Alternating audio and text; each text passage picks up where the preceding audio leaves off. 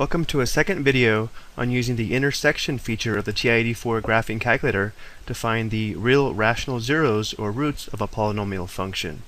We did the same problem using the zero feature of the TI84, but I think you'll prefer the intersection feature after this video.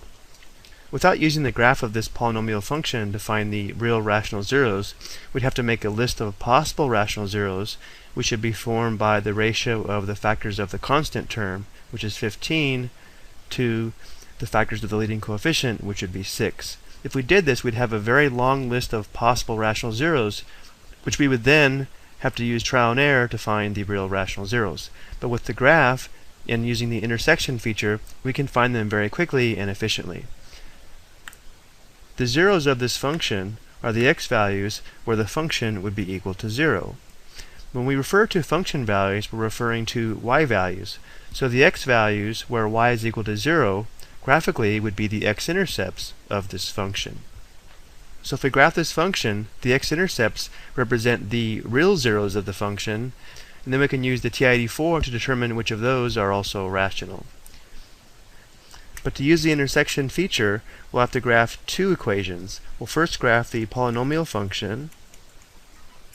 We'll graph this in y1, and then in y2 we're going to graph y equals 0, which is actually the equation of the x-axis. So if we determine the intersection of these two graphs, we'll also be finding the x-intercepts, which will then give us the real and hopefully rational zeros. So from the home screen, we'll press y equals.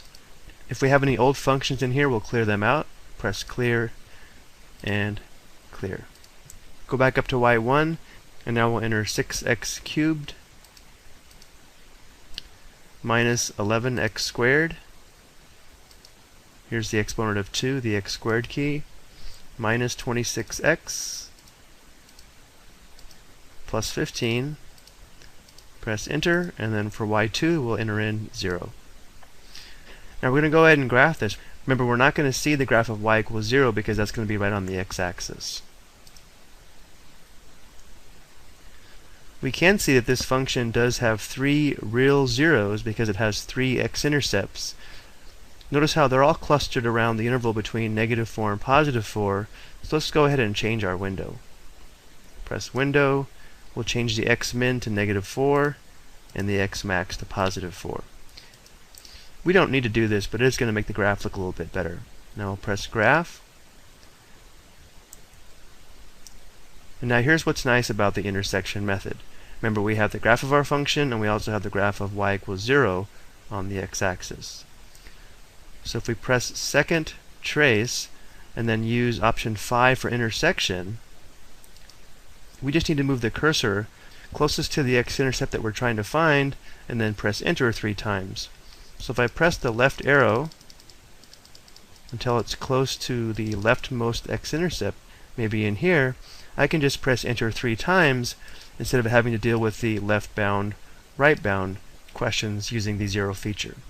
Now this is a little bit more challenging. Notice how the x value is -1.666667.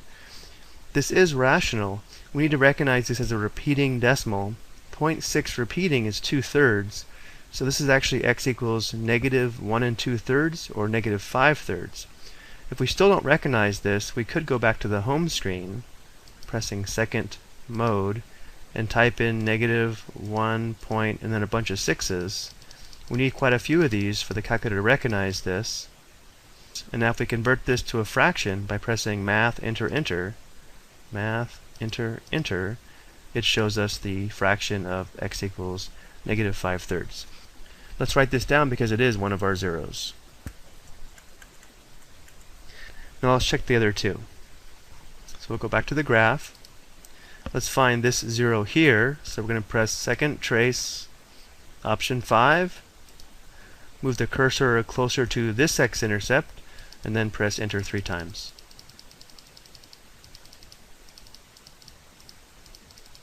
There it is. Enter, enter, enter.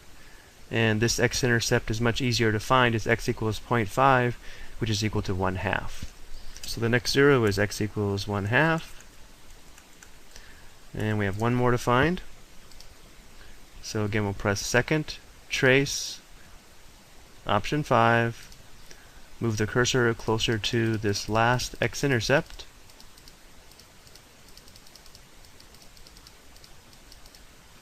Down here at the bottom it tells us where the cursor is. It's coming into view now. Press enter 3 times. Enter, enter, enter. So the last x-intercept is the point 3, 0. So our 0 is x equals 3. So this is the process for finding the real rational zeros of a polynomial function using the TI84 intersection feature. Now there is one more connection I'd like to make. When we have these zeros of a function, it does give us information about the factors of our polynomial function. If we were to take this equation here, x equals negative 5/3, multiply both sides by 3, our denominator, we would then have 3x equals negative 5, and then if we added 5 to both sides, we would have 3x plus 5 equals 0. This is telling us that 3x plus 5 would be a factor of our polynomial function. So we can write f of x as the quantity 3x plus 5 times, we can get 2 more factors from these zeros. Now you may recall that if x equals negative 5/3 is a 0, then x plus 5/3 would be a factor, but we don't want to include fractions in our factors because notice how the polynomial doesn't contain any fractions. With a 0 of x equals 1/2, we'd multiply both sides by 2, our denominator. That would give us 2x equals 1. Subtract 1 on both sides, and we have 2x minus 1 equals 0. Therefore, 2x minus 1 is a factor of our polynomial. And then for x equals 3, if we subtracted 3 on both sides, we would just have x minus 3 equals 0, telling us that x minus 3 is a factor of our polynomial function. So I think it's important to make the connection between a polynomial, its graph, and what it tells you about the polynomial function. I hope you found this helpful.